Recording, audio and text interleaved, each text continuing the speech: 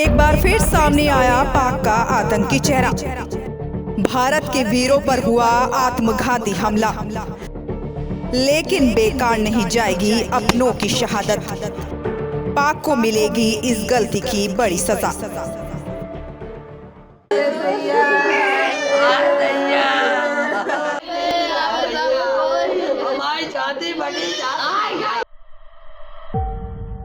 वो मौत का मंजर कैसा रहा होगा जब विस्फोट के मलबों में जवानों ने अपने साथियों को तलाशा होगा।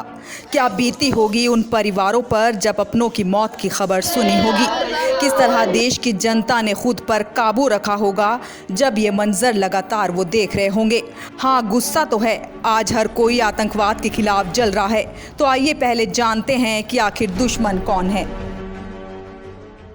किस तरह रची हमले की साजिश। पुलवामा में सीआरपीएफ के काफिले पर हुए आतंकी हमले ने पूरे देश को हिलाकर रख दिया है।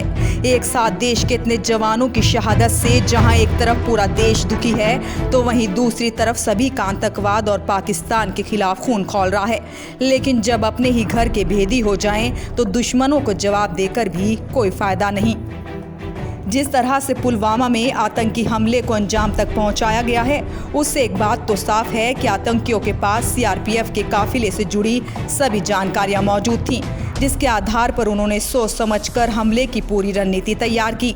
बता दें कि कई दिन बाद जम्मू कश्मीर राष्ट्रीय राजमार्ग के खुलने के बाद सीआरपीएफ का काफिला वीरवार तड़के 3:30 बजे जम्मू से रवाना हुआ था, लेकिन श्रीनगर से 31 किलोमीटर दूर पुलवामा में काफिले पर आतंकी हमला हुआ, जिससे 40 से ज्यादा भारतीय जवान हमें छोड़कर चले गए। सूत्रों की माने तो करीब 350 किलो से अधिक विस्फोटक से लैंस एसयूवी गाड़ी को ऐसी जगह खड़ा किया गया था कि ज्यादा से ज्यादा नुकसान हो सके। इस हमले में सीआरपीएफ की 3 गाड़ियां बुरी तरह से क्षतिग्रस्त हो गईं। आपको बता दें कि जिस जगह पर इस हमले को अंजाम दिया गया, वहां चढ़ाई पर एक मोड़ है, जहां गाड़ियां धीमी रफ्तार से पास होती हैं। आतंकी जानते थे कि यहां एक साथ ज्यादा गाड़ियों को बड़े ही आसानी से निशाना बनाया जा सकता है, इसलिए उन्होंने इस जगह को हमले के लिए चुना। आतंकी संगठन जैश ए मोहम्मद के जिस शख्स ने इस हमले को अंजाम दिया, उसकी पहचान गुंडीबाग पुलवामा के आदिल अहमद उर्फ वकास कमांडो के तौर पर हुई है।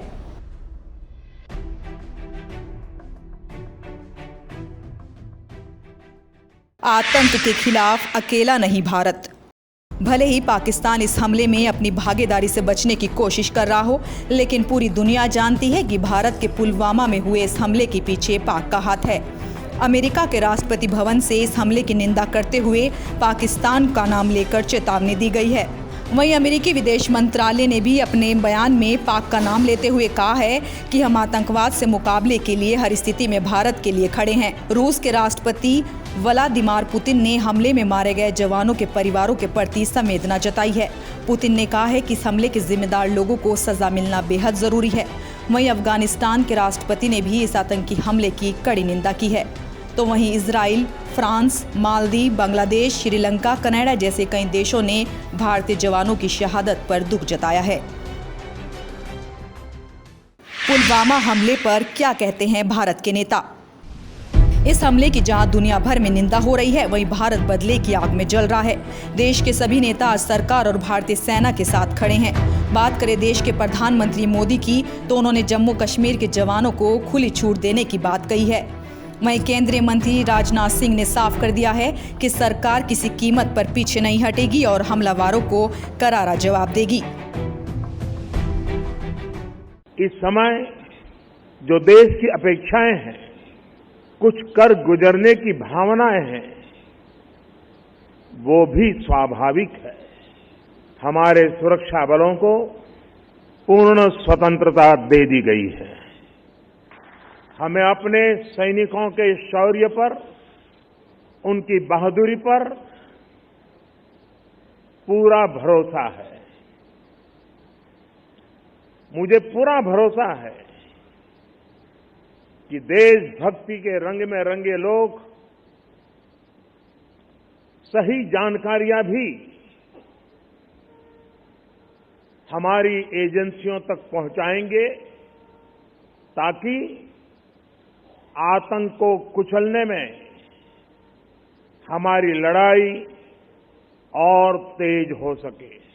में जो आतंकवादी हमला हुआ है, जिसमें हमारे जवान शहीद हुए हैं, इसकी वजह से हम ये अनुचित समझते हैं कि हम अभी राजनीतिक चर्चा करें। और मैं उनके परिवारों को कहना चाहती हूँ कि इस दुखद घड़ी में एक एक देशवासी आपके साथ है। हम सबको बहुत दुख हुआ है। आप हौसला बनाए रखें, आपके साथ कंधे से कंधे मिलाकर हम खड़े हैं।